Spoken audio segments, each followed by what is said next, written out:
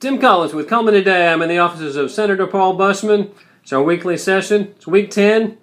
You're back from vacation. A lot happened this week, didn't it? We had a pretty good week. A lot of things happened really quickly. The first thing we did when we came back on Tuesday was, as everybody knows, the governor vetoed the general fund budget because of the Medicaid issue and the cuts that we applied to Medicaid.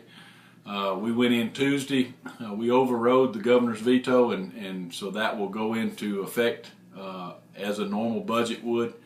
It's very important, in my opinion, that we live within our means and we don't spend any more than we have, and we didn't have any more. There was no appetite for raising taxes again, and so we have to balance the budget. That's in our Constitution that we have to do that, and so we did that. Then soon after that, to my concern, was we turned around and we voted in the $800 million prison build project, and there was very little discussion on that. It was clotured out, and we voted fairly quickly. And in my opinion, that was not an appropriate way to go. I thought there should have been a tremendous amount more discussion when you're talking about $800 million. First off, we couldn't find $85 million for Medicaid to balance their budget, and then to turn around within an hour and vote for an $800 million prison build without any discussion was a concern to me. Well, Senator, as a citizen, that's confusing to me. You don't have $85 million for Medicare, fine.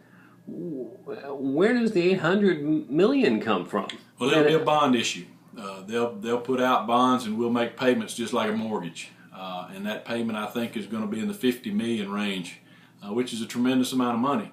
And the argument is that in building a new prison, we're gonna save that much money a year to make those payments, and so it'll be a revenue neutral event. But my concern is that when you start talking about an $800 million project, I believe by the time this thing's going to get done, and I would probably predict to you right now that you're probably looking at 1.3 billion, and at that point the savings don't add up, and the state's going to have to pay for that once it gets started. And so that's a tremendous concern to me, and we passed that so quickly that we really didn't have a lot of time to discuss how we were going to control that that extra cost on the end of the project. Well, I have a question. I don't know all the inside baseball, but how can something like that pass so quickly without discussion?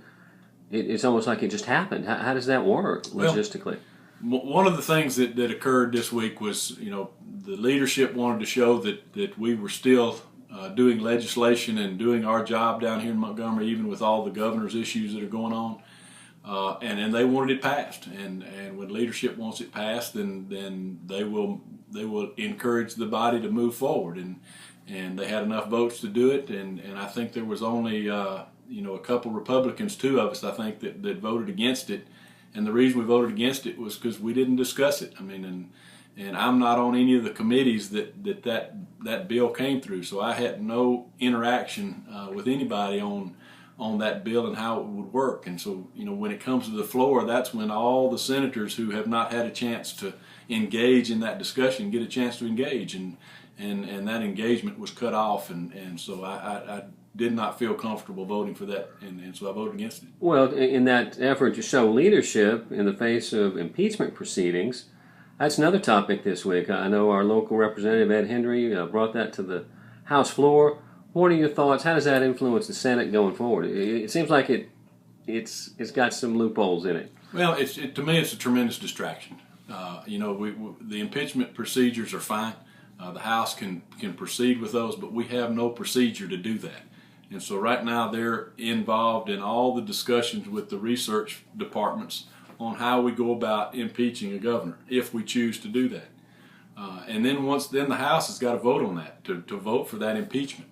If they don't vote that through, then it goes away. If they do vote it in, then it has to come to the Senate, and the Senate basically acts as a jury. There's a judge that comes in and sits and serves. Evidence is provided, and we make a decision whether it's an impeachable offense. And right now, I know we've got several investigations going on. We've got several ethics charges that are going on.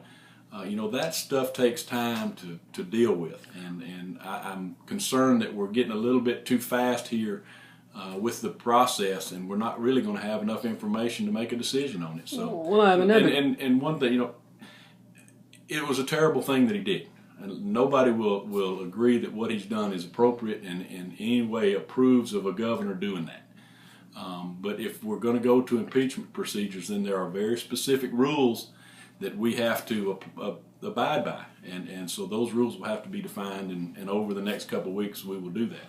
Well, I guess that's my question. Let's say that moves out of the House, impeachment is on, you guys in the Senate become the court.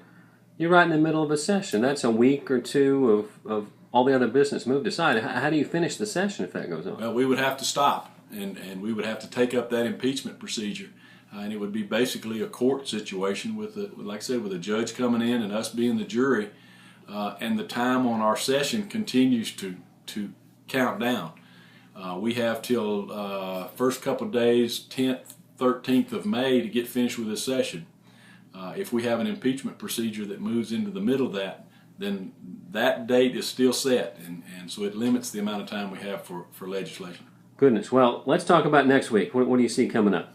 I think we're going to have a very quick week next week. I think we've got an education budget that's going to be voted on next week. There's a lot of things in the education budget that are important right now. We do have more money in the education budget than we do in the general fund budget, so there is a increase in a lot of things that are going to be funded. We've got to decide on teacher pay raises. We've got to decide on how much community colleges get, how much universities get, and all those decisions will be made next week.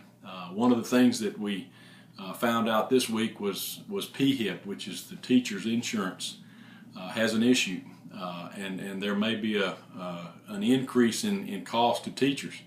And so the discussion now is, do we give a larger pay raise to handle that, or do we give a smaller pay raise and cover that cost for them? And so that's one of the discussions that we'll have to have this week, and that's a critical discussion for our teachers. What we hope to do this week is we're supposed to be the deliberating body. We're supposed to be the body that debates. Got a lot of issues that are there with the Education Trust Fund. I'm hoping the leadership will allow that debate and not close debate like they did last week.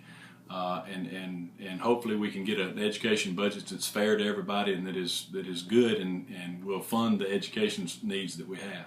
Sounds good. Senator, thanks so much for your time. We'll see you next week for week 11. Always glad to do it. Thank you.